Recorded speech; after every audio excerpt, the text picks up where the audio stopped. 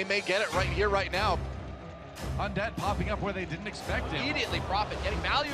2 kills for him. Wow. Nice kill on the striker. Oh, Dia starting to go crazy here. And that's what I'm talking about. London Spitfire, they eviscerate the defense. Shanghai Dragons will go ahead and win that attack round.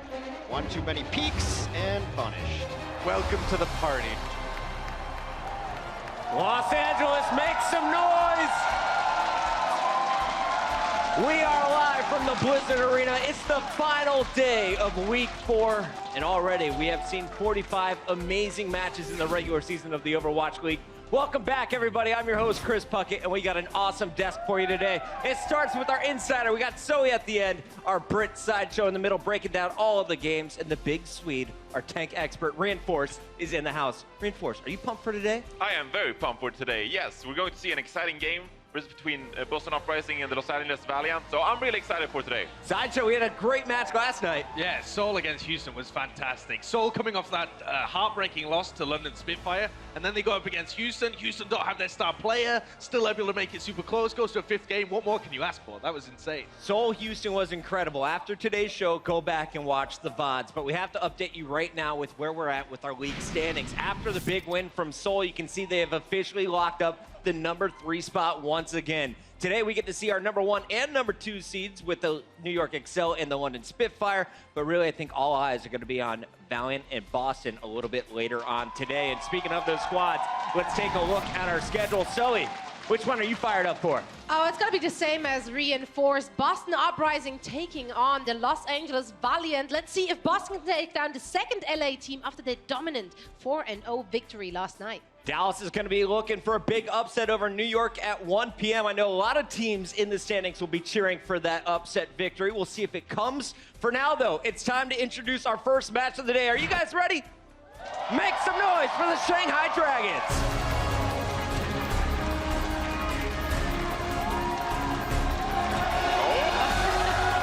Yeah, buddy. Freefield leading the charge for the Dragons today, and this squad, they're at 0-7, but they are still fan favorites. They're coming off a tough loss, though, to New York. Yeah, it was a tough game where they put up a fight, though, and they played up to their opponent. Unfortunately, they were not able to win a map against NYXL, and it doesn't get any easier against London today. So, once again, we're looking for Undead as well as Dia to do some work. Undead now consistently showcasing impressive McCree play, and Dia, he has been starting to, you know, feeling comfortable diversifying his hero pool a little bit. Yes, versus New York, we saw him actually play Mei. Now, we don't see a lot of Mei in the Overwatch League, but he did pull it out on point B, Temple of Anubis, and also he stuck to the Pharah quite a lot on Ikon Valdez. So they're starting to feel a bit more comfortable on stage and diversifying their pace. Yes, but it seems like they're kind of just getting to grips with the meta a couple of weeks before it's all going to change for Stage 2. They are the most improved team in the Overwatch League, but unfortunately, realistically, they started so far behind the pack, they've only just now got to the point where they're giving other teams good games. So I'd like to see this team improve over the course of it, find out what their flaws are over the next couple of games, and patch those for the mid-season. Come into Stage 2 looking great. Shanghai coming in with our number 12 seed. It's now time to introduce the number 2 seed. They'll give it up for the 6-1 London Spitfire.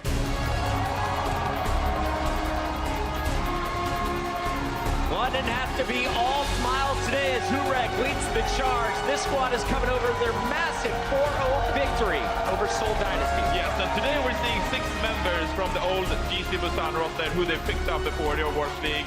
Now, versus Seoul, we saw 11 members from the London Spitfire squad, so we don't really know what we're going to see today, but already looking at these 6 players, we're off to an amazing start from this London Spitfire squad.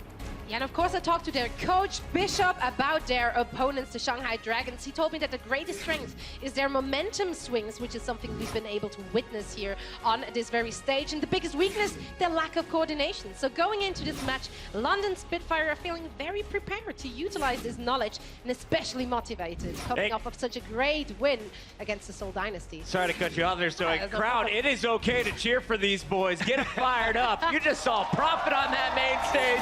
You just saw Gesture. Sideshow, you have been smiles all morning. Why are you so pumped to watch London today? I love this GC Busan team. They were undoubtedly the best team in the world just in November before the Overwatch League began.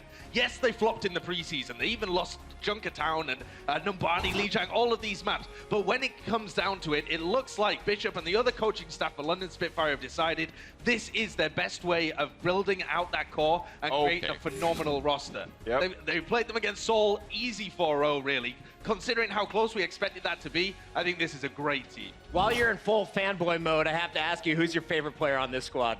I think I love actually Wu Xiao playing. The teamwork is so good with GC Busan. They're not just powered by star players. They actually sub in more stars when they go over to Control because they want a bit more firepower. But the way that Closer and Hagopyeon and Wu Xiao all play around each other is so phenomenal. It's going to be a great show for us today. Now, Zoe, this is kind of a lopsided battle if you're looking at the standings. Shanghai, they've had some tough challengers already, but this is arguably their toughest challenger yet. What are they hoping to get out of today's matchup? You know, the thing is, if we're looking at that squad, if you're looking at the Shanghai Dragons, from the very beginning of this league to right now, they've only showed us improvement. It's been an uphill curve, not a very steep one, but it is going upwards and it continues to do so.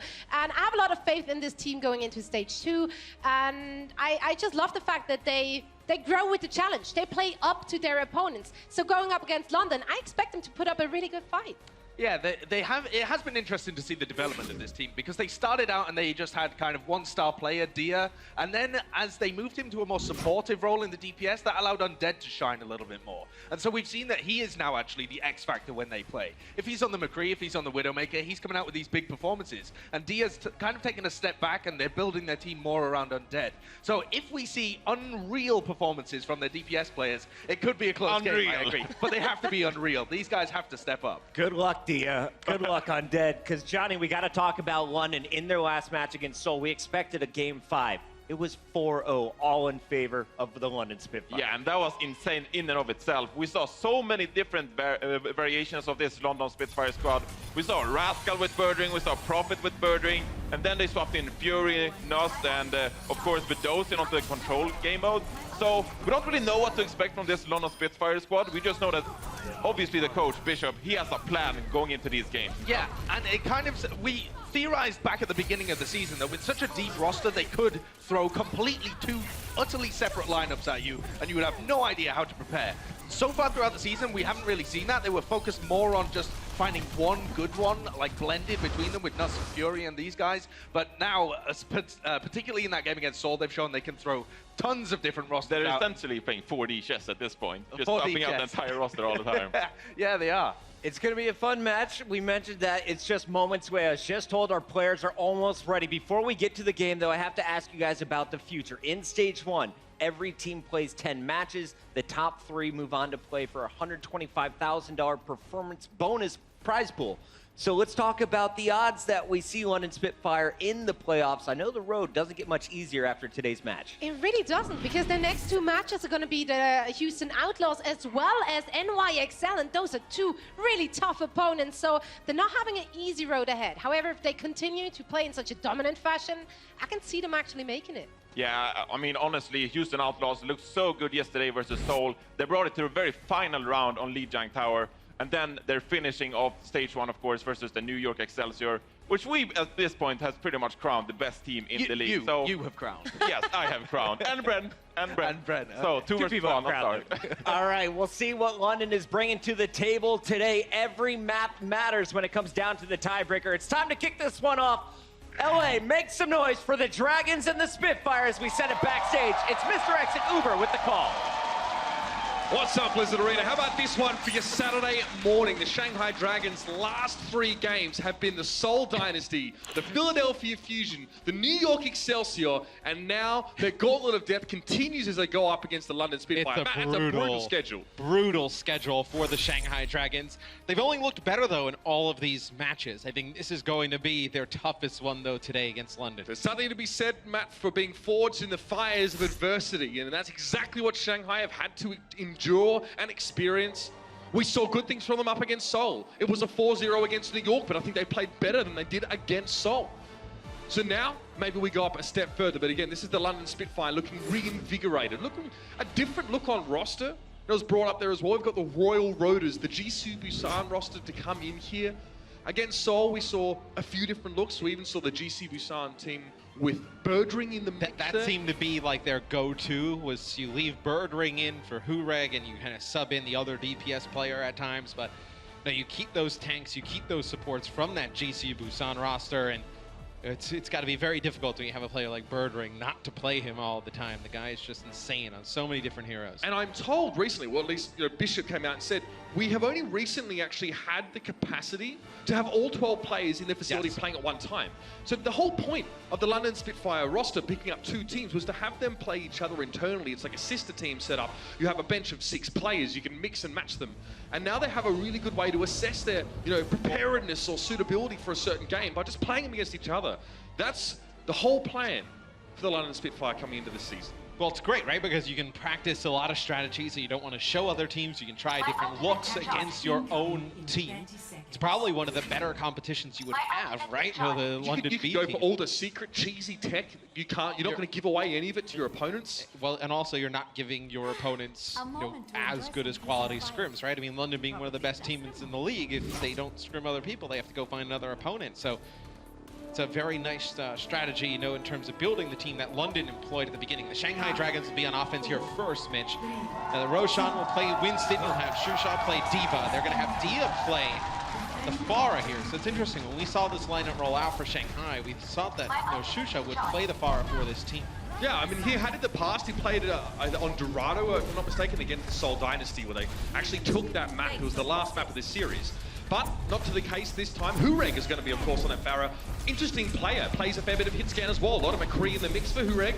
And we know he likes a bit of the bird now as well. Dia's looking for Hureg pretty much primarily. As soon as he sees close enough to his crosshair, we'll find it. But Shusha gets desuited early on. So the Shanghai Dragons lose a lot of their engaged potential. They also lose the ability to peel effectively for their backline. And Undead needs that defense matrix committed to him quite frequently. And I think you see Profit in the roster for the London Spitfire here in game number 1, because you want to see potentially Genji on offense as we go into the second stage of the map. What can't they play? What can't they play with this lineup? Right, yeah, they can play everything with this lineup. Now, with Profit being so good, I saw an article this morning, #1 ranked Genji and Tracer in the league thus far.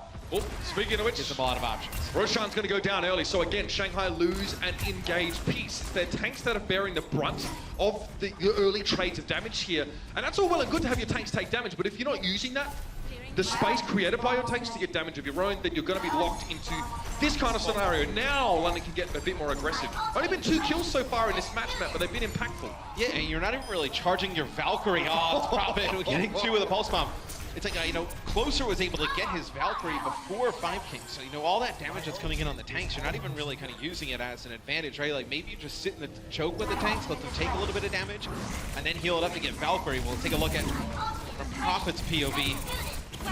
Evidently, they just don't want to put any attention to him, as he's just going to throw a pulse bomb in there right onto the back of Undead. You can see that the Shanghai Dragons had plenty of issues to be sort of concerned about. And the least of them they thought would be Profit, and then he proved them wrong. He's already halfway to his next pulse bomb in terms of damage, so you can see now chunking in that defense matrix, protecting free field from the damage of Profit trying to go in. And Hureg goes down, so perhaps the Spitfire extended a little bit too far. The Primal Rage now is going to compound this issue somewhat.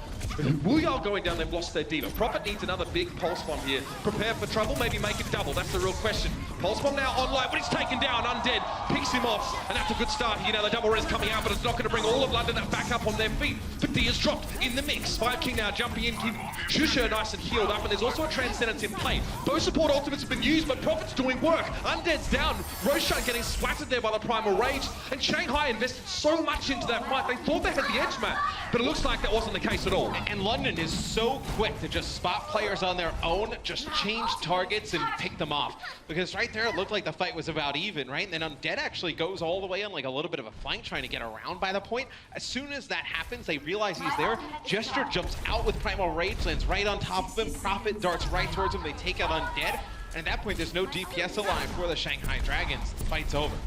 Hureg in position for a barrage here, hoping to lay it right into the back line, and Shanghai lacked very little defensive or support ultimates to stop this, but the timing maybe wasn't great. He still catches Roshan on the way up though, and with 5 King being picked off by Profit, likely close to a 1 clip there. It's an easy kill for him, and it's all Blue in the kill feed. Shusha just having to back away, can't even get into spawn to heal up at this stage. The pressure is so real. Yeah, 30 seconds left here for the Shanghai Dragons to make a play on point A. Profit with this pulse bomb could be huge here, Mitch. Pulse bomb on either supports, they have nothing to keep them alive. Would be game over here. Profit now knows the back line is over to his left. He sees Undead Pig, he's looking for it. King's also presented himself. Pulse bomb doesn't quite land though. It's dropped in the middle of a bit of a field goal, but Profit's still there to get the damage done. He's not going to give up yet. Hasn't recalled out of the fight, and he's helping the damage on towards Roshan, who's fallen. So now the Shanghai Dragons are missing. Now Winston, they can't even get to the point. They're zoned off partially by the self-destruct, but they are in no position to contest. Well, what I love too from the London Spitfire is, you know, the tanks from Shanghai, they would move in through the choke, right? Because London was pretty much giving up the choke outside of some Farah damage that was coming down. Occasionally, Gesture would sort of dip his toe in the water and Profit might move up. Well, what I liked is that when they would move through the choke, the DPS for the Shanghai Dragons would just kind of stay by the choke because they expect, you know, Gesture and Profit to jump on the tanks as soon as they come through. The issue is Gesture and Profit went straight for the back line. So then the tanks are kind of caught in the middle, right? Because if they turn to go back towards their team, you have Gesture and Profit there blocking them off. Then they're taking damage from the other side from, you know, Hagapun, and you have Hurek there landing shots with the Farah. It puts the tanks in a no-win situation. Profit has half of the kills on the London Spitfire right now. 8 final blows. In total, it was 16 final blows that have been achieved, so that's a schlacking, Matt. It was not pretty. It was not pretty there for Shanghai, but now they'll have their chance to hold on defense. We see them come out here at the start. Looks like you'll see Roshan play Orisa, and you'll see... Shaders on the return. Ah, you can read it. Yeah. Okay, I have my graphics turned down low in game because I just kind of like the smoothness, so I never really got to read that. I didn't acknowledge it because I didn't know what it meant, so that's what I do most of the time. I just acknowledge, I don't acknowledge things. But you'll have a Shusha play Roadhog, so you have the halt and hook combination. Then you have Dia will play Farah again. He has to be very careful because Profit most likely will stay on the Widowmaker just to get a shot out of the spawn, right? Yeah, so if he goes over the top of the building, no, it'd be bad to get on Dia to drop. It'd be even worse for Fire King to fall. Yeah. It's a direct counter because Dia's going to try and get an early pick off with 2 rockets just shot at the spawn doorway. So generally speaking, if you run out and you're not aware of this, you're going to eat 2 rockets and probably killed off. We see it happen quite a lot. So Profit's hoping for this. Hasn't spotted Dia though. I think he didn't look over towards that left-hand side. Dia also playing fairly safe. We'll see what Profit does. He swap off? Yeah, he goes back to the spawn. He'll go over to Tracer. So okay. They're going to wait for him to come back, then you'll start to see the push comes in from London. So defensive Farah gives you the bonus and splash damage of a Junkrat with a bit more safety about being up in the air and also giving your Mercy a spot to go to. Looks like the fight's already started though. Undead met Gesture there. Fan the Hammer would have chucked him down pretty low, but Hurek responds. And now we are, look at him. He's in there like swimwear, Matt, straight into the back line, looking for a chance to live upon 5 King or release pressure further. He's not doing much defensive play on this D.Va right now. You know, he's not defensive matrixing his back line. He was looking to try and find a support, but London pull up a little bit short in the first engagement here. Profit's still here though, just causing trouble on the point. You're going to get both tanks in the action here for the London Spitfire. See Gesture. Okay. Well, I expected Roshan to move forward there, and he did not. That'll be London taking map number 1. Yo, somebody get the Dragons some Java. We need them up here in the morning. I know it's early. But they were forced off the point again. But they weren't really forced off the point. Well, they allowed themselves London to be was just kind of forced off the standing point, there. Right? All right. Okay, so you know, it was mentioned by Bishop that the Shanghai Dragons maybe lack a little bit in terms of coordination. They're being pressured now, so they're being tested in that regard. And clearly, the mental bandwidth maybe isn't quite there yet. Wake up, Shanghai! We've got 3 more maps to go. The Overwatch League is brought to you by Intel, the official computer processor of the Overwatch League. T-Mobile, America's best unlimited network. And by Omen by HP, the official PC and display of the Overwatch League.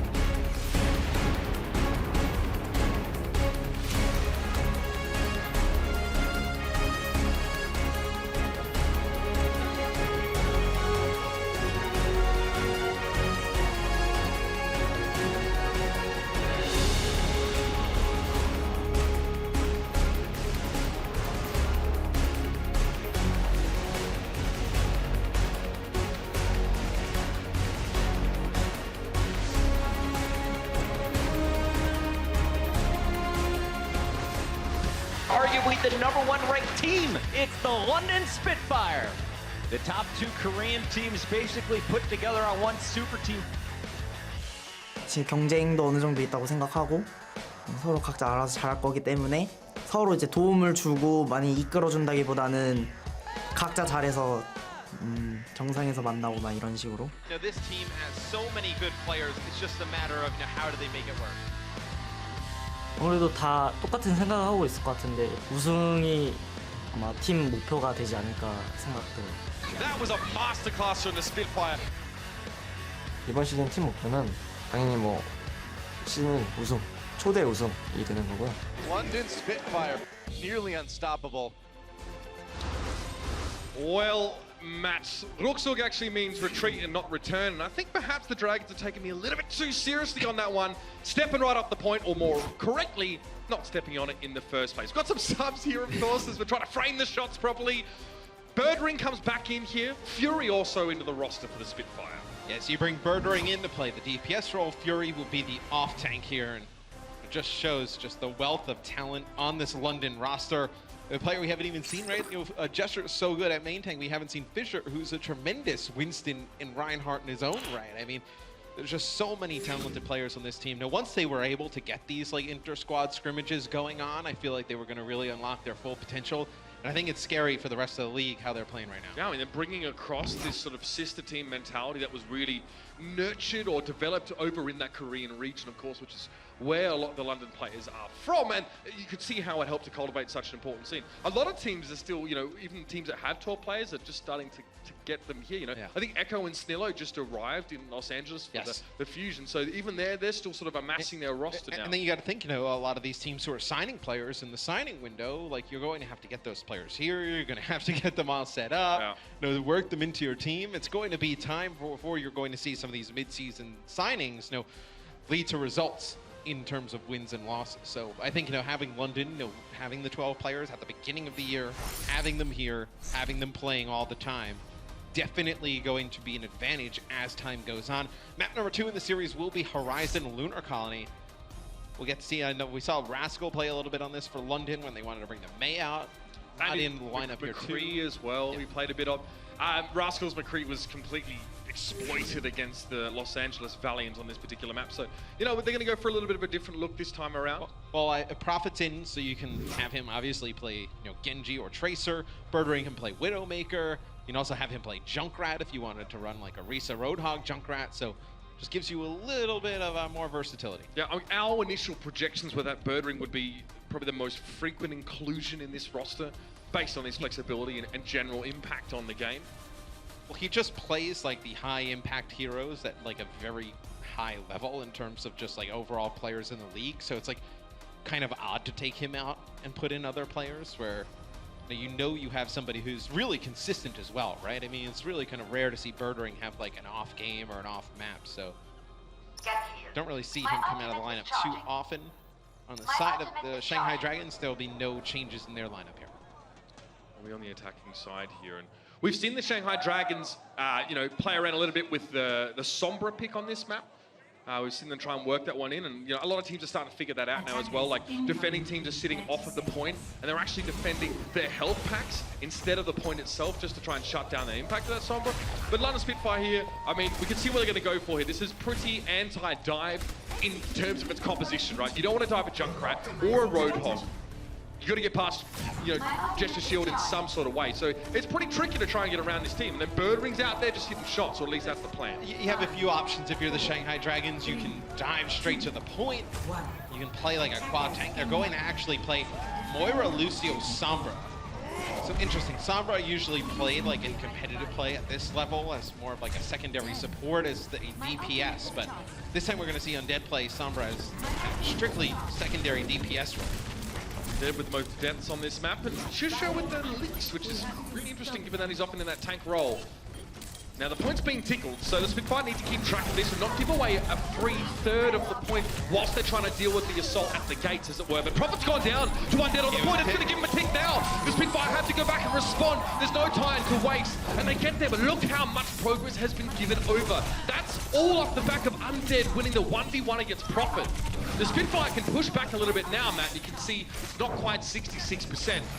That's still annoying. Oh, a nice halt and a hook there as Fury finishes off 5 King.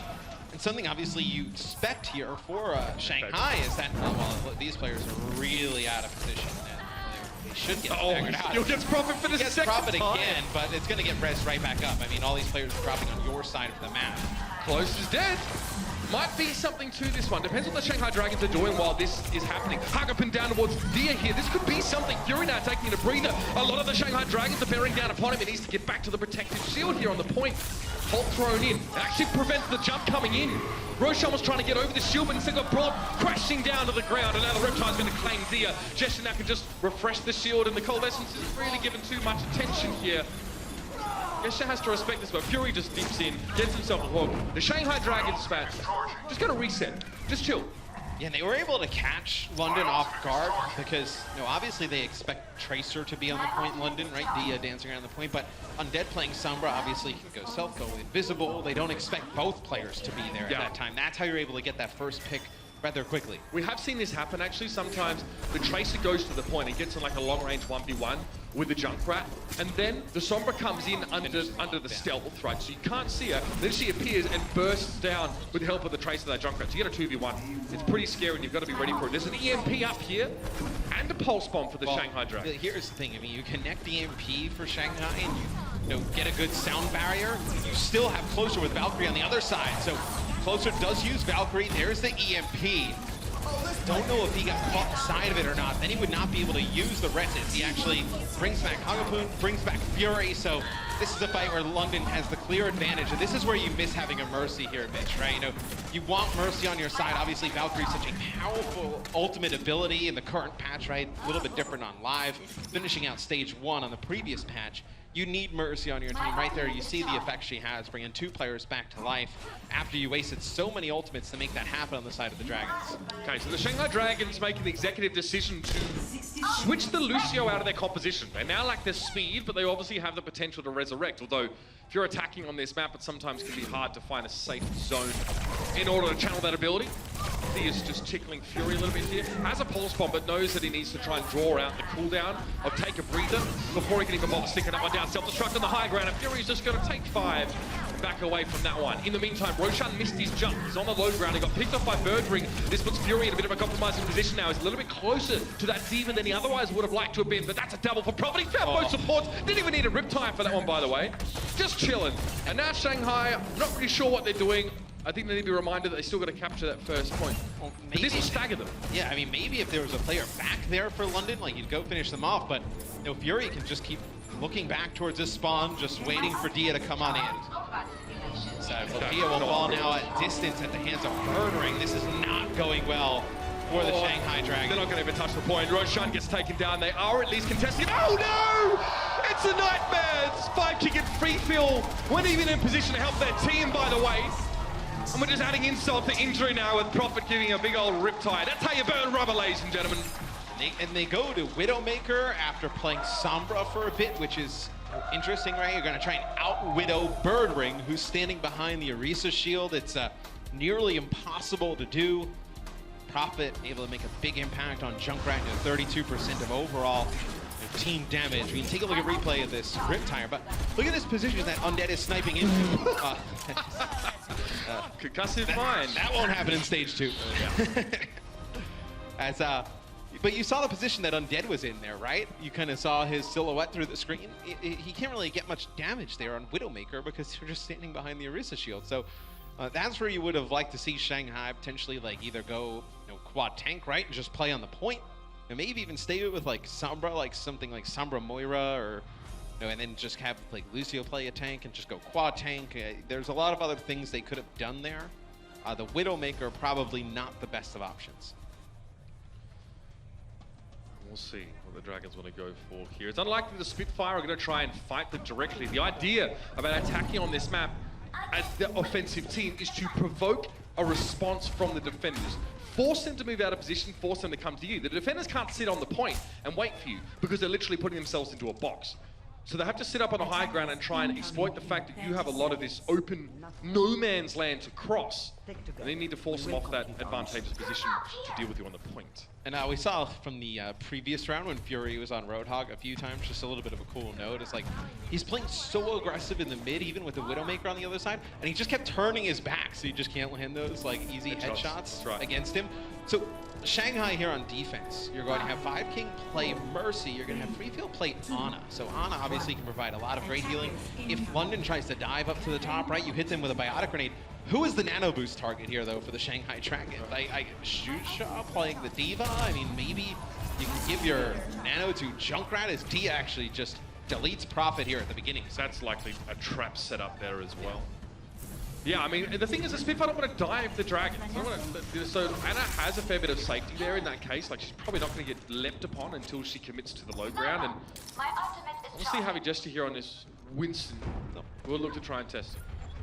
I think what you're looking at here is to see if London can create sightlines for Bird Ring. It's a lot like how Undead had that. Undead was just plowing damage into the Orisa shield. They were on offense. It's like, how do you create space for Bird Ring to make an impact on the Widowmaker? As you see the push coming in here for London. Shusha essentially was on his own for the first part of that fight. Now he's been joined, flanked by the rest of the Dragons. Prophet decides just to step off the point for the time being, and closer gets a little bit, well, too close to Shusha there. Picks him off with that Diva.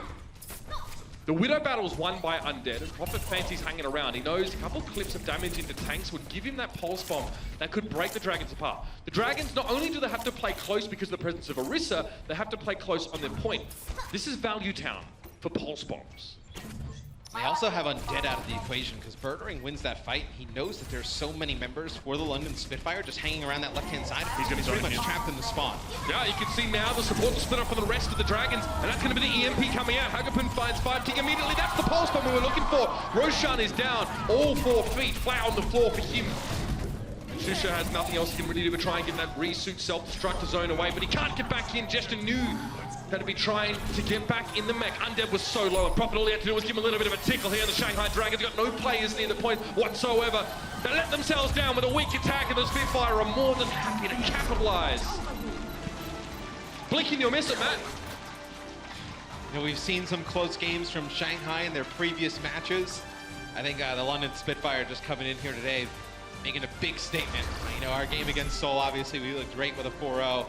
We're not going to take any opponent lightly, right? Just going to come in here, dominate everybody, go on home. 2-0, the map score thus far. We saw some Junkrat shenanigans here. Of course, the cantankerous Aussie making his mark on this map. Still at least 2 more maps to go. The Shanghai Dragons have much to work on, though. The Overwatch League is brought to you by Omen by HP, the official PC and display of the Overwatch League. Intel, the official computer processor of the Overwatch League. And by T-Mobile, America's best unlimited network.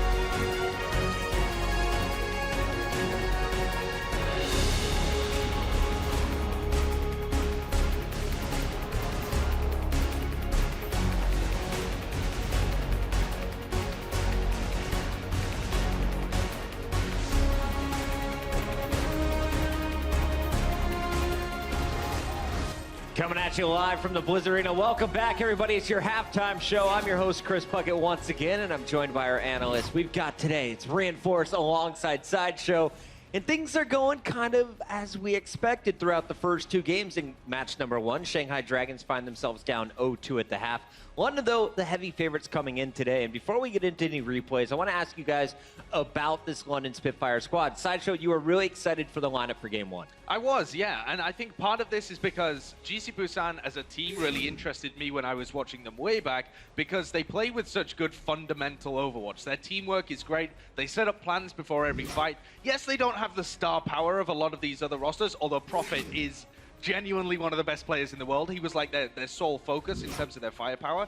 But they're so well spread, and they make their plans so well for the teams that they have a great route forward in every fight. Yes, and during that time in Korea, there was a lot of talk about the other top Korean teams. We had Kongdu, Lunatic High, the LW teams, etc. And so this GC Busan squad was kind of hyped up as the new Korean talent, you know, the Korean players 2.0 sort of. So it's nice to see them maybe perhaps fulfill some of that potential here on the Overwatch League. Before we get into the first highlight clip, I want to ask you your expectations for Shanghai coming into this match. What were you hoping to see happen on Ikon? Well, coming into it, they had played quite a lot of the double hit scan, trying to take down Hureg on Hureg on Pharah. You know, they knew that they were going into a Pharah, or they should have known that. They did play a little bit of a Rissa Hog last time, and they looked decent at that. Perhaps they would have had more success playing that slower style, because they did look fairly synergized in terms of getting those hook and chain combos, where they're able to pull in the enemy Winston. But at the moment, they look like they're just being outclassed. If you missed the first game, let's take a quick look back. This is Ikon, and it was London on the defense, shutting down Shanghai over and over again. We're starting things off here with Prophet, and we love watching this guy. Today, he opened things up on the Tracer. Yeah, he was so annoying, especially for Undead. Undead, which we sort of hyped up as the difference maker for this Shanghai Dragon squad, and obviously going up against Hureg's Pharah, you really need your McCree in Undead to pop off. But Prophet was always there on the flank, being annoying, and with Roshan and Chushu being sort of aggressively minded, of course, Undead didn't have a lot of space to actually put any pressure whatsoever onto Hureg, and much credit to Prophet for that. Prophet was involved in almost all of these kills. He has 58% Elim participation at the moment, so he's just getting involved in everything. And Undead's so busy trying to deal with Prophet on the floor that he doesn't have the time to focus on Hureg. One of my favorite parts of working with Sideshow is when he becomes Professor Sideshow, and that's what's happening right now. This is your Insights powered by Intel, and Sideshow's going to walk us through some of the supports that we're seeing today. Yeah, so Bishop had an interview recently that was posted on the OverwatchLeague.com website where he was talking about Closer and Hagopian. And these are these guys down at the bottom here, the support duo for London Spitfire. And he said that they're so good because they set up every team fight. They know what's going to happen. And we're going to contrast this to the Shanghai Dragons. So I want you to watch out for 5king at the moment, who has his Valkyrie available. But as we all know, if you use Valkyrie early on in the fight, you don't get as much out of it because the enemy Mercy's then able to pop theirs. So as we move through this, you'll see that 5king is going to pop the ultimate. And as I'm just going to pause this again, you realize that because London Spitfire have their double support ults available, they know that they can play aggressive because the Resurrects are going to come in. So by 5king popping this early, they need all of these heals to be able to come through. Yes, they get 2 great picks. They get the pick onto Hureg. Dia finally delivers with that Pharah v Pharah. And then, as you see from 5king's perspective, they're going to be able to push Roshan down this right-hand side and get a D-mech onto Wuhyal and finally finish the kill. But Hagopian and Closer are so far back, it's just completely planned. London Spitfire knew this was going to happen, identified the fact that 5king used the Valkyrie, and you can see this is from Closer's perspective, backs all the way off. They're under no pressure whatsoever, and Closer can just come back in at the end with a double Valkyrie and heal everybody back up. Yes. So that was the Insights by Intel. There's Professor Sideshow. Thank you, buddy. Breaking down what we could from that incredibly fast match, gotta say. Yes. And I think it's pretty interesting because often we see a lot of Mercies. They have to use the Valkyrie very early because their tanks are dropping low. So that's another thing about Shanghai Dragons. You have Roshan, who is a very aggressive Winston player. And so Freefield often has to pop the Valkyrie way earlier than the enemy team, and as such you have a disadvantage when it comes to the support ultimates. So you need to pre-plan your Valkyrie usage, I feel like, especially with Roshan, and be like, hey Roshan, we're going to pop Valkyrie this fight. please don't jump in and get low way before we're actually ready to engage. A very quick game, number 1 on Ikon. That went to London Spitfire. Now we're loading up Horizon Lunar Colony. This is a map that we've seen some success from Shanghai in the past. Today, not the case when you're going up against Bird Ring Sniper Rifle. Yes, and for Shanghai Dragons, their defense has been slightly better than their offense because they're able to put Undead in a good position. And here they tried something along with the Sombra Tracer strategy, getting behind, but London were all over it. They knew exactly what was coming, rotated down to the point, and please, Prophet, they're already dead. This is overtime. Have some mercy. So, yeah, London just outclassing them in terms of strategy and also individual play. Shanghai at the moment, they have a couple of areas that they need to work on if they want to get back into this match at all. We've always talked about London and their ridiculous roster depth and just the strength of all of the individual talent on this team. I feel like today is a perfect example of some of these players popping off. Let's take a look here at Prophet on the DPS, especially from the second map. He started with this Tracer, but for me, it's been his Junkrat today. Yes, well, all of the heroes really when we talk about Prophet, and we can almost get into the conversation as, is Prophet a top 3 DPS in the Overwatch League? Where does he stand with Birdring, of course? Where does he stand with Flera? All of these different players, Saviolbi, there's so many good ones. Where does Prophet fit in among all of these? And I do want to say he's top 3, and you just showcased it versus Shanghai Dragons. So it's a pretty interesting debate, I think, because just looking at him here, he is really impressive on that DPS role. We still have 2 more games to go on the other side of the half, but as we end halftime, I want to give a shout out to a particular part of our tech crew. We have amazing people, not only here as the fans in the Blizzard Arena, but also backstage. And some of the guys that don't get enough credit work the longest hours. It's the people bringing you the in-game cameras. It's our observer team led by Jason Baker. And we got a chance to sit down with him and talk a little bit about the process that goes into every day's work.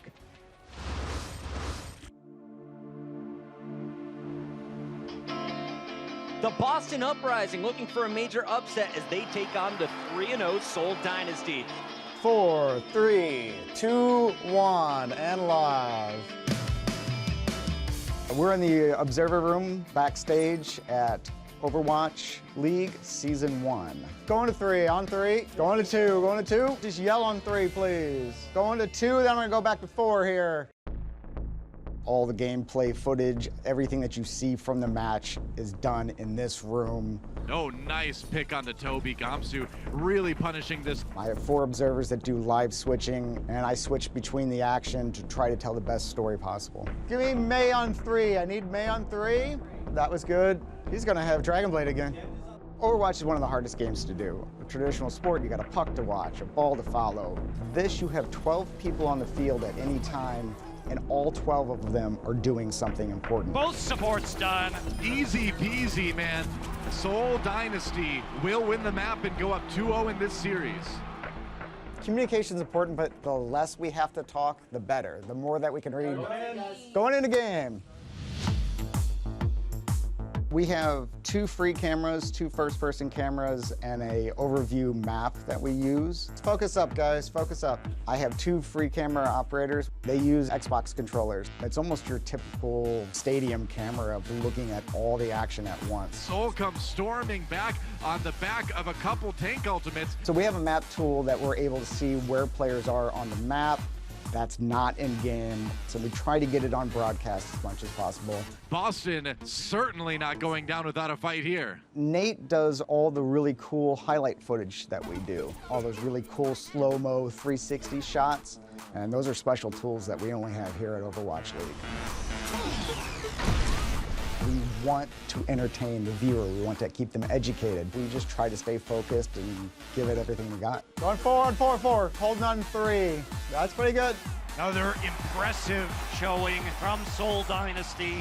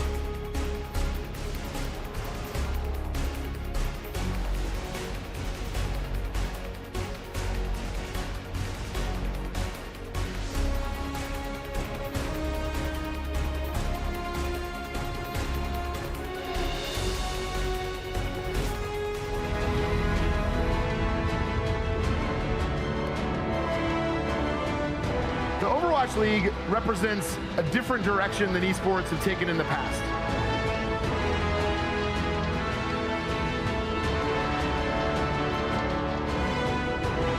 A global community of professionals for a truly global league. And welcome back, ladies and gentlemen, to Games Done Quick, the Overwatch edition. Just when we saw the Shanghai Dragons start to fire up a little bit, they're up against their toughest opponent yet this season, and it's not been pretty at all. No, the first two maps have been very quick here in favor of the London Spitfire. This third map, going into control, right? I know this is where you expect London to really thrive on a map like Ilios, where they can just brawl it out. Again, some of the Shanghai Dragons' promising moments have come from maps where, again, they can just get in there and brawl. Coordination, again, and bring it up is one of the things that Bishop identified may be a weak point. Is that my boy JDM up in that chair? No, Bidosin coming in for Hagapin here as well. So, again, we're continuing to move rosters through. It's like a car wash of players, you know what I mean? Yeah. One after another. Just get them all in there. Then Nuts will come in for Closer. You have Hureg will come back in for Bird Ring. So that'll be all the subs coming in for London. Hey, what's up, Hureg? How you doing, bub? I love this guy. It's interesting substitution that comes in from Shanghai for me, though. Altering comes in for 5King. When 5King is like their known Lucio player, right? Where if you wanted like a Lucio here on Ilios, potentially, you would want him to come in. Even if first he hasn't been kind of all Lucio players. I thought that Altering and 5King were both main support players. Maintain's got to help me. That explains a lot. Who play a fair bit of Lucio. So, you know, maybe, again, this might be like his designation, because we haven't seen as much of Altering recently. Definitely been more 5King sort of filling that role, but perhaps this is where he's been practicing again. Yeah. If you have that extra player, you can just get him to focus on that one map type and really nailing things down. So there's nothing wrong with that. We'll have to see if it works out, though. It seems like the Shanghai Dragons have figured out their support rotation, right, of who's going to play on what maps. It seems like the off-tank position is the one they have moved around the most. In the last series we cast with them, MG played pretty much the entire time. And I thought they looked quite good with MG in the game. This time, though, you're going to have Shuja play against the London Spitfire. And right now, down 0-2, can you take a lot away from this performance? I don't think you can. It's just such a lopsided match in general, right? How do you, like, it's difficult also to assess the potency of a roster that gets changed up a lot. So the Spitfire is such an interesting team like that. Now they have all these different options, and you know what? They just sub people in because they can. They just can. You see that London and Shanghai have utilized far and only 9% of their time played on Ilios. So it's also stage dependent, right? Because some of their games, London most likely 2-0 teams, Shanghai getting 0-2, so maybe you don't exactly get the most favorable stage. Well, you don't get 3 rounds. Yeah, you don't get 3 rounds. So the beginning here, we'll see Hureg lands a shot into Roshan. Mad respect here from Roshan. Not going to peek out anymore. And Hureg, again, is just punishing him now. The smallest part of his hitbox peeking out. But here's the real question. Undead versus Hureg. Interesting little matchup. They trade shots, but Hureg's got more important things to deal with here. More pressing matters. A fight happening quite close to him there. He has a good feel for where his opponent's standing. But Dia is pretty much cutting through the entirety of the Spitfire while he's too busy trying to find this 1v1. Good opening here for the Shanghai Dragons. Again, there's a fundamental brand of Overwatch. We're seeing him at all-out brawl, team fight coordination, time after time after time. Ultimate economy is very important here. The first shots by Hureg can force the Shanghai Dragons back, and then when he comes down from the high ground, Shanghai's, it gives them an option to work around by this health pack here on the right, and they just dive into the back. As see Dia doing a nice job getting Prophet Weak, forcing him back a little bit. Now gonna go up for the point, lands a nice pulse bomb. Oh, chested down, a lot of damage even spread out. Fury's down to half HP.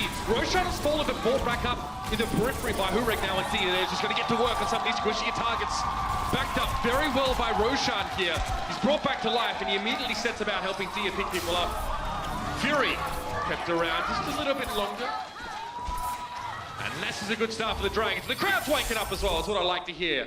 42% for the Dragons. A good start here on Ilios. Good pulse bomb from Dia, followed it up with the Valkyrie from Altering. Undead will use his infrasight here, so Shanghai will know exactly where the London team's moving about, as there it is. Undead will get the better of Hureg here, so Undead doing a nice job in this Widow v Widow battle. Look at how far forward he's pressing as well, sticking on the low ground. Kind of hard to find where he's going to be at this stage. And peak his advantage here. Undead's already holding the line, and Dia's gotten in there and found Gesture. The Spitfire can't even access the point right now. It seems as if the Dragons are bringing a different brand of Overwatch than we've seen from them prior. Medusa just gets slapped up there by Undead. And London uses their Valkyrie here, and they get little to no value out of it. That's going to allow Altering to build up towards his. You have Transcendence on both sides. Now it's Prophet's turn. Now we saw Dia make a big play with a Pulse Bomb. Can Prophet open things up with a big Pulse Bomb for London? Dia now is hunting. Urek just grapples out of the way. Dia can't access him right now. We can't get on the high ground. But he's found a potentially better target here. Mercy was the one he wanted. I don't know where that Pulse Bomb went. It didn't find its target though, that's for sure. Dia now taking fight. Gonna go get some HP, but Undead's been left upon by Gesture. Now it's the Spitfire that get aggressive into the back line of the Dragons. And Shusho's going to be surrounded for the most part. A self-destruct being used here. Interesting that he opts to go for that just to buy a little bit of extra time. But Matt, they're already at 99%. Stall is essentially unnecessary here. I want to reset, come back with 6, and take it for themselves. There's no reason to just extend this fight even longer. Dia now gets onto the point here for Shanghai. Why are we trying to 1v6 here? Undead is playing close as well. He may fall as he lands a shot in the Prophet, so forces Prophet to back up. But yeah, there's no reason to just keep kind of pushing the point there for Shanghai. You got the 99%, just drop, reset, get everybody back up. Because now look, you have a great opportunity here with the Shanghai Dragons. You're going to have Undead with the info site. You're going to know exactly where London's going to set up, where everybody's going to be playing Prophet. Not going to surprise you here playing in the corner. Altering will also have Valkyrie here for this fight. Oh, that's a good start though. Undead's found Hurek. It might have to be a Resurrect, but that's might be busy with other things right now. Free feels low. Prophet though, getting backed up. You can see Gesture was right behind him there. Ready to follow him into the abyss. But now he's down. Free Feel managed to find the Winston on his own, and Prophet now needs to make a big difference in this fight. He needs to make the play. Gesture's brought back. So is Free Feel though, and he's very low. The Zen out has fallen now. The Spitfire would control the point, but Altering going for the double res. Free Feel's back. Free Feel's down again. He's here, and then he's gone the next moment. Now Prophet needs to make something happen with this Pulse Bomb, but Altering's cut down. It's an elongated fight, but it's the Spitfire that come out on top. The Dragons are committing a lot of ultimates here, and they're coming up with very, very little. Digging deep, fossicking for an opportunity or an advantage in this fight. It's finding pretty much nothing. Fury has a chance to resuit. Not ideal for the Dragons. And Roshan comes back into the fight as he was primal raged all the way back in the London Spitfire spawn. Free Feel using his Transcendence. It'll be Valkyrie up here for the London Spitfire. So you're going to be able to bring back some players into the action. Fury is get back. Right back in his mech. At the point of the flip. The point should go back to London here. They do have a large player advantage. As Dia falls, Roshan falls, Free Feel the only one up. So London will get control of the point here. Dia, it doesn't really matter. You just wanted to die anyway. It doesn't matter whether it's Chance of Fury or not. So he will eventually fall. We look at the ultimates now, as Shanghai invested a ton into that fight. Transcendence in Valkyrie. Bedosin getting closer towards his Transcendence. We'll see how fast he builds it up, but they have no answer for this Prophet Pulse Bomb if it's a big one. The only way you win this fight as the Dragons is you start off with a good pick, or again, make sure Prophet gets very little done here. Undead forced to retreat to the safety of his bubble, but it's not safe enough. Pulse Bomb dropped into the Korean future vacuum there, but Shusho's going to get desuited regardless. Now Prophet sees a mini diva. He'd love to chase that one down. The rest of the Dragons aren't putting themselves onto the point. They realize they're going to trickle in one by one, but where are they? Where are the Dragons? Couple players on the point. Urek takes to the skies, knows that Undead is hiding, but Altering is so low right now, and he finishes the job. Spitfire now with the first round on the board after a very slow start. It's a tough situation there for Shanghai. They get 99%. London comes all the way back. They'll take our first stage on Ilios, but it's difficult there towards the end to stay on that Widowmaker from Shanghai. It's hard because you have two options, right? You either switch off the Widowmaker, then you don't have any pressure on the Widowmaker of Fureg. But knowing you have to get to the point and stay on it, you can't really do that as well with the Widowmaker. So if Undead doesn't come up with picks at the beginning, they're in a lot of trouble. Does Shanghai have a good Genji here? I know, I was actually thinking about that. We haven't really seen them play a ton of Genji. I mean, Undead and Dia are both like hit scan players, so you see them play a lot of McCree, Tracer, 76. We haven't really seen like a standout Genji player come out from the Shanghai Dragons. So for a team that doesn't play much Farah on this particular map, the Spitfire now have Hurek on the bird. Going to be dealing with the Undead on McCree, and again, to pressure that McCree down with a Tracer Farah tour de force will make life a little bit hard for Undead to survive. But Freakle's taking down Bedosin early on here. So while the Spitfire, with the speed boost of their Lucio, get to the point earlier on, they maybe lack the damage output. And Hurek, that's a windmill, mate. And when you look for the side of London to see happen here is, Hurek put down a ton of damage with the Farah, and then Prophet finished these kills off. So it's really not as much of Now, Hurek just taking out these players one by one. It's really putting down enough damage to let his tanks and Prophet finish these kills off. Shanghai will take the point first here. Sheer weight of man advantage, I feel. Freefield got a first peek on the Lucio and then a D-suit there. You see the Spitfire still going to go with the Lucio here, try and make something happen with it, but Ultring, of course, has the Valkyrie in play. Prophet's being herded back in towards the side room now, needs to give a bit of ground. He knows he's being chased down by Dia. Altering coming through the air on his own mercy, takes out Nuss in Valkyrie, so you're starting to see this more and more from Mercy players. A little bit of the battle Mercy as you're flying through the sky at a fast pace. And Undead has to be careful because he played this position the last time at the beginning of the choke, and Gesture and Prophet just jumped on him and insta-killed him. Has to be very careful. Looks like he's going to play farther back and go for the Deadeye when Hureg and Nuss come into the fight. Waiting for eyes to be on other people and not him. Hurek, they're going to come in with the barrage. He's already found Ultring. That's a good response. Now both Mercies are down. No resurrects in this fight. It's like a bit of a look to the new patch coming forward. But Undead isn't able to finish the target. His quarry was flashed, but managed to get out of jail free. And Freefield, speaking of which, is down. Undead was just sort of buffeted around the room until he finally had to collapse. 60% now. Pulse Bomb dropped in. That's not a bad one. Dia recalls through it here, but as a promo aid to Winston for Roshan, and in play, there's a little bit of a lack of numbers here for the Shanghai Dragons. And Dia, hard to tell who he's looking for, but Prophet's very low. He's trying to break through. The defense matrix, just one shot was enough to get him. Now forced to recall that. Back to full health, and Prophet's leaping upon him, and there's not much he can do about that. It'll get res back up, though, as Nuss is in Valkyrie. Gesture just searching for Altering. Altering barely staying alive. He eventually will fall as he goes right into Prophet as Undead. Yep, can't do anything there. It's McCree. It's the downside about playing McCree, right? There's no escapability as soon as Gesture jumps right on top of him in that choke. Nowhere he can go. Shanghai did a great job, though, Mitch. Built up 89% on the point. Undead will go Widowmaker here, so maybe just trying to get a pick all the way back in his spawn. Yep, switches right back. So you're going for that pick, maybe from spawn to take out the far from the sky, and then switch back to McCree. He must have been happy enough giving up what ultimate percentage he actually had there, because obviously you don't get it back if you switch. The Deadeye actually managed to claim a Mercy in a prior fight. Prophet waiting for Dia there as well, hoping to use his support as a bait here. He knows that Spidosa's going to get a heck of a lot of attention, and that Prophet might be looking for his opportunity to spring forth in his own kind of way. Oh, what is that? Pulse from out towards the left. It doesn't find its target, though. Looking stylish, nonetheless. It's a very difficult point to flip back, though. You can stall this out for such a long time as Spinosa, who takes out Dia. They jump right onto the back line. They take out Freefield. Altering, he uses Valkyrie. He's on the other side of the map, though. Needs to get back. He'll bring Dia into the fight. It's Hurek. He'll use his Rocket Barrage. He takes himself out of the equation. This could potentially turn. Altering gets double res, and Nuss is down right now.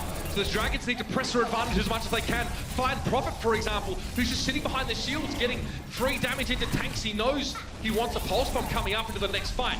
Fury getting desuited, that means that defensive web is going to be limited somewhat for Prophet. There's less to hide behind, but now it might be time for him to come forward and face the music anyway. Drops the bomb, Roshan cops it, but he jumps out immediately. The dome protected him from the follow-up damage. And that Prophet's still at large. And you don't even need it here, but London would have been able to extend this fight anyway. You do have Nuss with Valkyrie, and Vidosin is going to have Sound Barrier, so you would have had those support ults if you needed it. Nuss comes off of respawn. Fury actually gets DMAX going all the way back. Got to kind of caddy him back towards that point. The aggression paying off here for London. Shanghai Undead will go over to Widowmaker yet again, try and go for a pick. Doesn't see anything. He's got to go. I mean, he's going to play Widowmaker here. See, Hurek's just sitting on the ground. He knows they're going to try and pick him up. He's just a little bit too smart. You've got to get up early in the morning if you want to deal with him. Dia takes a lot of damage. Gesture just lands on two somehow. Finds Dia after just splattering, Altering. Fantastic engagement. You really can't ask for too much more than that. There's no resurrectability. Shanghai are going to get completely decimated in this fight. It was over pretty much as soon as it had begun for them, unfortunately. For their fans, and the self-destruct does very little. That's going to be in another map. Another 10 minutes, and here we are. Looking down the barrel of 3-0 in favor of the Spitfire. And it's so hard on Well to play Widowmaker, especially there at the end for Undead, right? I mean, pretty much have one shot at it. Switch to Widow and then look for the pick and don't get the pick, and then not switch to, you know, maybe like a 76, get to the point faster, right? To stay on Widowmaker, you can't really help your team take some of these players out in the back line. Much of the color draining from the faces of the Dragons now, I think, is the enormity of the task. Had occurred to them, I feel like. Somewhere in this series they realized that the Lunar Spitfire were a different beast altogether. Good moments from Undead there, so Widowmaker play. It didn't show up on well though, and that's what hurt the Dragons. Time for one more map to see what they can come up with. The Overwatch League is brought to you by T-Mobile, America's best unlimited network. Omened by HP, the official PC and display of the Overwatch League. And by Intel, the official computer processor of the Overwatch League.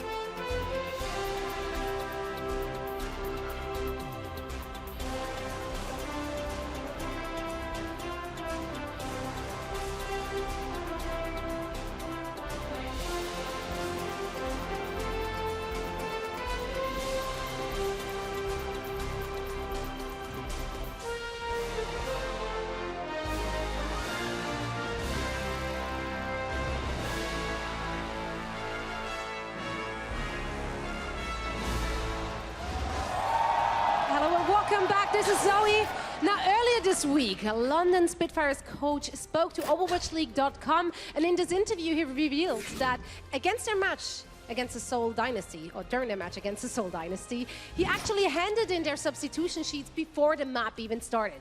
So that speaks for a lot of confidence. He came in there with a real strict game plan. They utilized 11 out of 12 players from their roster, and they subbed in and out at least one player per map. So that's pretty strict right there. During a halftime, I actually got to talk to Bishop about that, and he said, now that we're in this league for 4 weeks already, we have identified the weaknesses and the strength of our players, and that means we can now look into specializing them for specific maps and for specific strategies. And with a 12-man roster, that means that you can have 2 teams prepping when you have like back-to-back game days, and that makes it a lot easier in terms of preparation. Now, if you want to read the full interview with Bishop, head over to overwatchleague.com. But for now, we're heading into map number 4 for all the action. Give it up to our casters, Uber and X.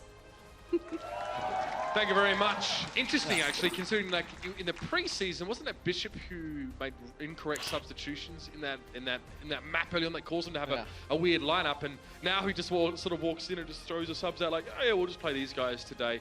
Confidence is pretty clear to see. And they have the players to be that confident. 5 King will come in for altering. Then on the side of the London Spitfire, you have Huyal come back in, and Birdring will come in for Hureg as well. But Bishop and the coaching staff of the London Spitfire really just nailing down. You know, a lot of teams have struggled with substitutions and working new players into these rosters. London has taken a really great approach. You know, with so much talent, right, you can kind of jump the gun and just put all these players together, start mixing it around. Like, they have definitely taken a calculated approach with this. I feel like these guys are playing musical chairs with glitch hop, right? Like, the music's always stopping, they're just putting someone else in, someone else in, someone else in. But they can do that. They can, and it works out. Again, this match is a good opportunity for them to test some of the concepts they've been developing, some of these permutations of rosters, and see how they actually perform on the stage. Again, the Shanghai Dragons have shown to be a much improved squad. The London Spitfire seem to have just hit a new level very recently, and it's fun to watch. Yeah, and the 11 out of 12 players for London, you're like, oh, well, who's the 12th player? It's Fisher, who has not played for the London Spitfire just yet. Jester has been such a great main tank. You know, Fisher's stats are actually incredible during the preseason as well. Just have not seen much of him yet. I'm sure, you know, they'll work him into the lineup just like they've worked the rest of these guys in. I mean, yeah, we've seen plenty of him as well. He's been incredibly impressive in those instances. Yeah. His statistics, I mean, we get a chance to show you some of our statistics. So obviously, we'd love to be able to show you guys more. We're working on it. But, you know, empirically speaking, he's been one of the top players in the league in his role. But now we're heading over to Junkertown for the final map of this series here. And the Dragons obviously have forfeited any opportunity to take it to a 5th map after a good start on Ilios. Just a poor finish. So this is what's really cool about seeing these maps constantly throughout the season is that, you know, the main strat coming in, you know, at the beginning of stage 1 on Junkertown was the pirate ship. You see the Bastion on the side of the Shanghai Dragons. But as times have gone on, you know, and the stage has gone on, teams have really figured out how to get this Bastion off of the payload and whatnot. Does Shanghai go with this pirate ship, or do they try something new, what a lot of teams are doing? You see the London Spitfire on defense, they'll run Gesture on the Orisa. Prophet will play Junkrat, and Huyal will play Roadhog, so you have a lot to break through the shields here. 5 King on the Hanzo here. He's got a tattoo of Lucio on his leg, but he's going to go switch over to the Mercy. So perhaps it was just for that initial scatter arrow, maybe get an early pick. Well, it's the Sonic arrow that you want in that left building to see if the flank is coming through. To potentially like a Tracer or something. Much like the Route 66 approach that they'd stick in the train car. Yeah, I mean, we've seen teams play the Hanzo through the entirety of this first stage, like Seagull, for example. So hard to say what the purpose was initially, but now we know. Like on that Mercy. Oh, that was dead. Oh, hello. All right, bit of Spider-Man action. I'm down with that.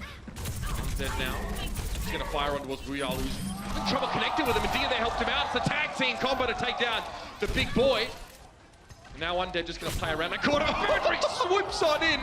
Okay, now we're just getting silly. A little bit of class shown, but Dia there as well, just to punish. We'll find that kill. Huyal brought back to life. A lot of value with bringing up a Roadhog, about 800 HP's worth. Oh, nuts! That's not what you want. Shisha connects the hook, but he's punished. Huyal was there, recently brought back to life, doing his job immediately. Pulse bomb. Oh, just walked onto the pulse bomb. It didn't even stick. He's taken a heck of a lot of damage as a result. The Dragons are being ground to a screeching halt, though. Us does have his Valkyrie, but you don't need to use it here. Maybe it'll just waiting. Yeah, around the corner, he'll res Gesture back up. So yeah, both tanks back up here. No need to use that Valkyrie just yet. Valkyrie not built up on the side of Shanghai Dragons. Free Fuel will switch off of Bastion to Zenyatta, so you're going to be way staggered in terms of, you know, ultimate percentage on that Zenyatta compared to Bedosin, who's pretty much already at his Transcendence. A lot of chains being thrown around here. Both Roadhogs are just trying to get each other an easy pick off. Again, never melee if you hook another Roadhog and don't hook first. Nice movement for that one. So Prophet now as well isn't using the shield. He's just trying to work on this right-hand side and make it very, very hard for a Widow to flank around or a Tracer to get close. Again, just trying to go for a concussive find, but Huyal's down early in the fight.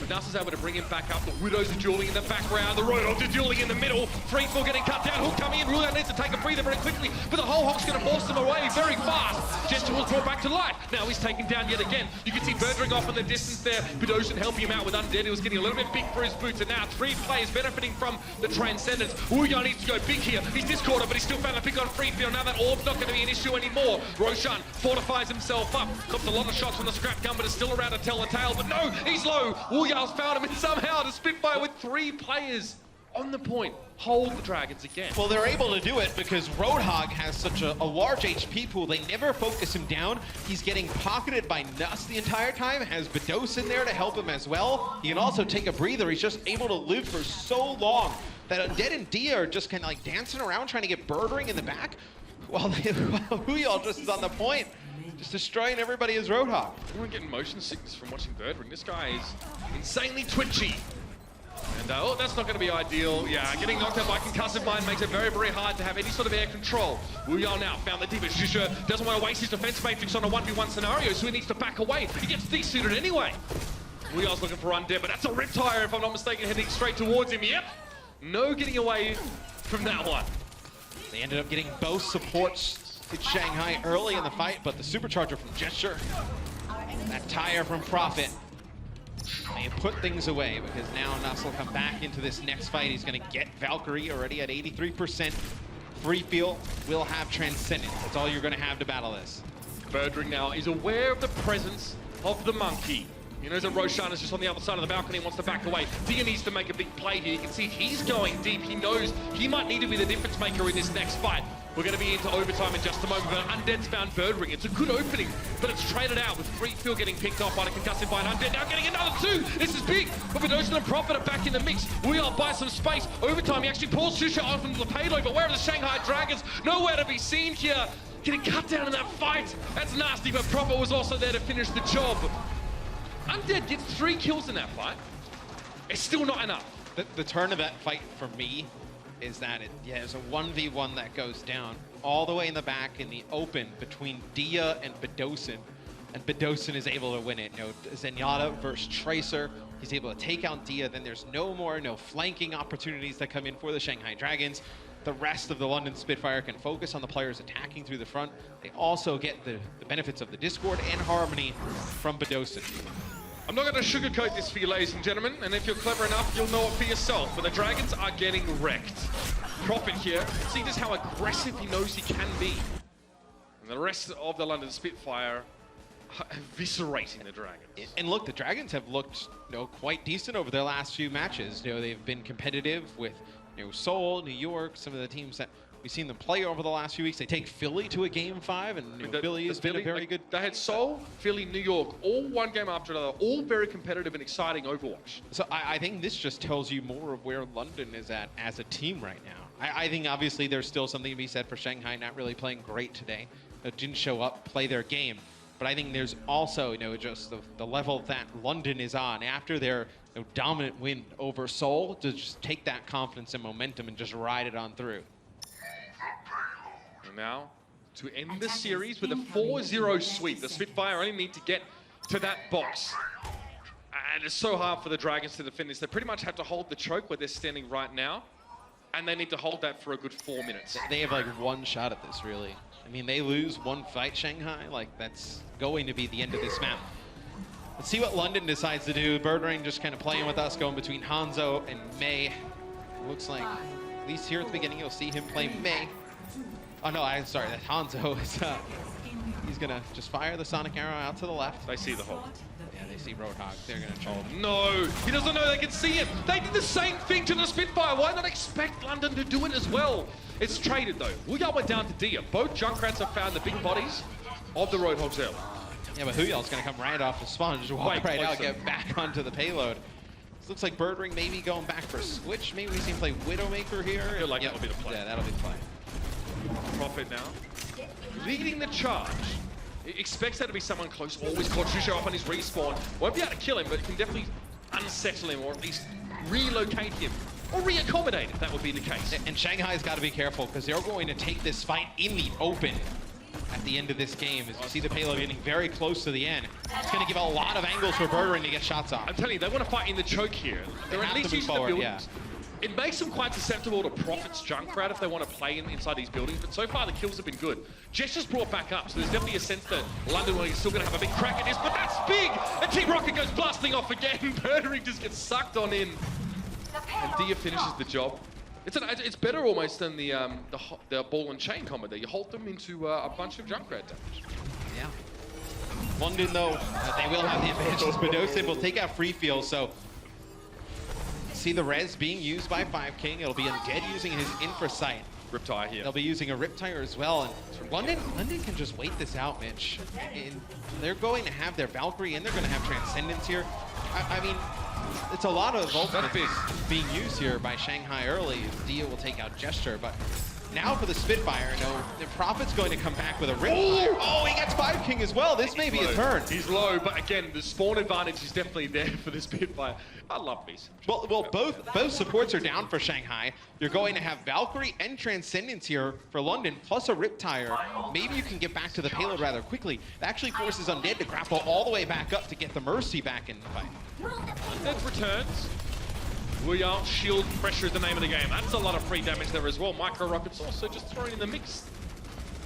Prophet down though, on his Riptire, should I say. So Dia getting rid of that is quite big. Lacking damage, but still Roshan's down. It's going to have to be a resurrect. You know, all eyes are going to be on the Mercy right now, but instead it's the Transcendence. That's going to be committed to this fight by free field. Gesture's down, but brought back up. Nuss is going to make sure they keep their Orisa in play. Same can be said at 5King, but D gets caught out on his own there. The Junkrat has fallen. Wheel has to give up his mecha response, but he can just self-destruct and get it back when he needs it. Roshan has fallen. Shisha now going for the whole hog, but everyone's pretty comfortable here, just working around the corner. The Prophet finds him there with the concussive mine. Roshan down. 5King and free field look on with dismay as they are dismantled. London, they didn't even need the Transcendence. They just pop it there at the end in celebration. As soon as Valkyrie comes down from 5King, 5King did a good job just staying alive. The pressure's coming in. He's able to stay alive long enough to field Valkyrie. Gesture drops that supercharger, and you're just able to mow down so many players. 5King just couldn't bring them all back to life as Mercy, right? He only gets the double res, but once those players get rezzed up, they just get mowed right down. Again, you know, having to resurrect players is still a loss of tempo for your team, you know, especially because you've got guys that, you know, one player that needs to be committed to rezzing someone if you're in Valkyrie, it's fine. But the numbers advantage quickly spirals out of control in Overwatch, and as soon as the first pick happens, quite often the second, third, and fourth, and so forth, tend to follow. It was a great performance yet again by the London Spitfire, though. I know Shanghai did not look as good as they've looked in their previous matches, but London has seemed to really figured out how to work all these players into their lineup. It's got to be scary for everybody else watching. They're setting themselves up for an incredible blockbuster of a match next Saturday. The London Spitfire versus the New York XL. That is going to be a split-defining game. But for now, it is London that stand victorious here over the Dragons. Getting hype, of course, about next week. This is going to be good Overwatch. But Undead and Dia still performing, still shining as DPS players. You can see them happy to challenge the likes of Birdring and Prophet in this head-to-head stuff. But, you know, London are more than the sum of their parts. Brilliant game. We'll see you guys for the last of the day. The Overwatch League is brought to you by Intel, the official computer processor of the Overwatch League. T-Mobile, America's best unlimited network. And by Omen by HP, the official PC and display of the Overwatch League.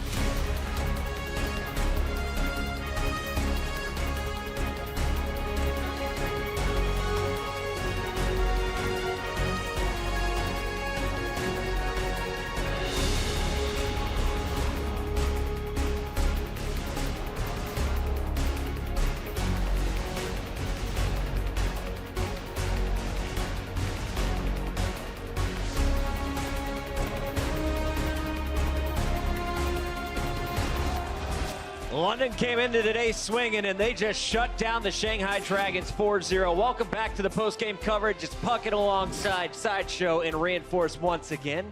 We're going to get right into the action here. At the half, we knew this was looking bad for Shanghai. Unfortunately, they have they're the away team today. That means they have to attack first every single time. So you can't warm up on your strength, which is defense against the London Spitfire. And London really just picked them apart in games 1, 2, and 4. But game 3 started off really strong for the Shanghai Dragons. Free feel on the support, the Zenyatta getting some early picks, and then we saw the sniper come into play for Undead as he outmatched Hurek. Yeah, especially on that Widowmaker from Undead, because Hurek necessarily isn't known for his Widowmaker play. Yeah. He usually played the soldier for the old GC Busan squad, and we've seen him on the projectile heroes quite a bit. So Undead in many ways had the upper hand this Ilios round, and they got to 99% of course, and it looked very close for some time. And I think one of the issues we saw for Hurek was also stellar play from Shishu at times. There were multiple times where he would just jump up, get in that sniper's face, creating space for players like Dia and Undead. But as this map played on, you saw London start to heat up. They were able to steal back the first heat, and when it came to the well, for me, this was kind of the profit show despite another strong 81% start for the Shanghai Dragons. Sideshow, both times, Shanghai gets up to an early lead, but it's London closing out the rounds. What was the difference between the two teams? I think when you take control of a control map, then it comes down to how are you playing the ultimates, how are you taking the fights, do you have the fundamentals to be able to actually stay in control of the territory that you've already gained. Whereas at the beginnings, the reason that we saw them take control right at the beginning is because they were able to get picks. They had big star performances from a couple of players, Free Field picks off a few, Undead is dominating the Widow battle, so he's able to get into it. But as soon as the board is then leveled again, it almost seemed inevitable that London were going to get back into it because their overall fundamental play and how they use the ultimates just seems to be so excellent at the moment. Yes, and also Hurek on that Pharah. I think mainly the reason we saw Hurek playing on the Ilios is of course because of his Pharah gameplay on Lighthouse, on Well. Pharah is such a good hero, so in many ways they sort of sacrificed Ruins, removing Birding of course, for the sake of Hurek's Pharah. So I think that when you have control of the control point and Hurek is just firing away the rockets, I think it's so hard to get back into position. This is Bishop being like, all right, let's test out your hit scan here, Hurek. Go ahead, play your Widow. We'll keep you far if it goes to that stage 3 on the Lighthouse. All right, so game 3 is in the books. The match is officially over, and we have London now, the first team to get to 7 match wins. They claim first place for the moment, but we do have to play out all 4 maps because if we have a tie, the map count always matters. And for London, they are chasing New York Excel today.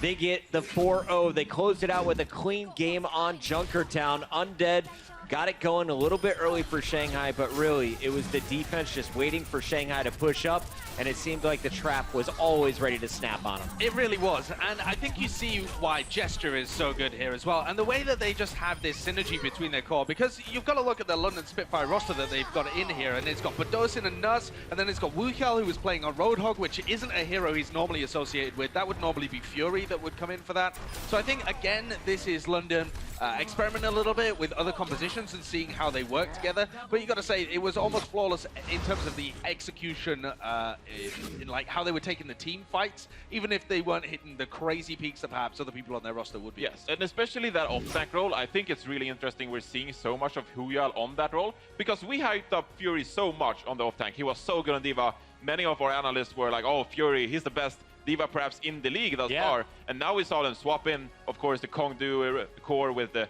Nas in the backline, of course, but we still saw Huyal on the off-tank, and so you're wondering, oh, where is Fury? Are they just trying things out here on Junkertown, of course, because in many ways now they're fit with 2 incredible off-tanks for this London Spitfire team. This squad is so stacked, it's scary. Sideshow, let's real quick talk about something that maybe some of the people watching at home can implement into their game. If you're like the Shanghai Dragons and you're going up against a Hog Orisa combo, a sniper in the back somewhere, how do you get around that first curve if you get stopped on your initial push? So it is pretty difficult. They started out with the Bastion got stopped. But then, for me, they're running the Widowmaker Tracer composition a little too much. What is the Tracer going to do there? Yes, you can farm at the Pulse Bombs, maybe you get a pick onto somebody in the back lines, perhaps you're able to skirt all the way around, but I think the composition that a lot of the teams are running that we saw yesterday from Seoul and Houston, where you have a solo heal Mercy, again, we are playing on a different patch though.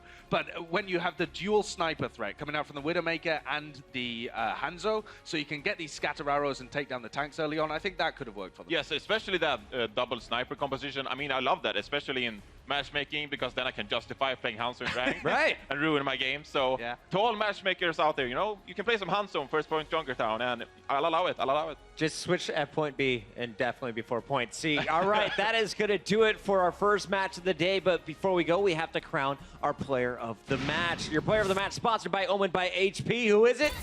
The Prophet is back. It is making everybody money today. I mean, he is so good at this race. He was so good throughout. Actually, last week we didn't see that much of Prophet, but this week he was back in action, and I mean, he just keeps on surprising us. So, Sideshow, really, I'm gonna put you on the spot right now. Where is Prophet in terms of other DPS players in the league? Okay. So in November, when this team was the best in the world, Prophet, for me, hands down, was the best player in the world. He has the individual mechanical skill to be able to outclass, I think, everybody else in this league. Apart from perhaps Fleder when he's having a good day. But Fleder hasn't been performing at the same heights previously, and the way that Prophet is playing around this team, or rather the way that his team are playing around him, and being able to put him in such great positions, if they play with more of the GC Busan core, I think Prophet is going to be utterly nuts. Because look at this. As soon as they let him get a bit scrappy, the guy is going ham. Those are some crazy statistics. And he wasn't just playing Tracer. Overall, he had a total of 41 final blows. That is 32% of the work done by the London Spitfire. Fantastic stuff from our player of the match, sponsored by Omen by HP. Before the break, we want to catch you up on now the standings. We have them updated, and it's London skyrocketing to the top. They have a 3-map lead over the New York XL, so that makes our next match pretty interesting, as New York is looking for 4-0 if they want to steal back the #1 spot. Seoul Dynasty and Valiant still in the running. Can't count out the Fusion as well. Plenty more games to go. And when we come back from the break, it's the Dallas Fuel looking to pull off our major upset of the day. Can they take down New York? We'll find out after this.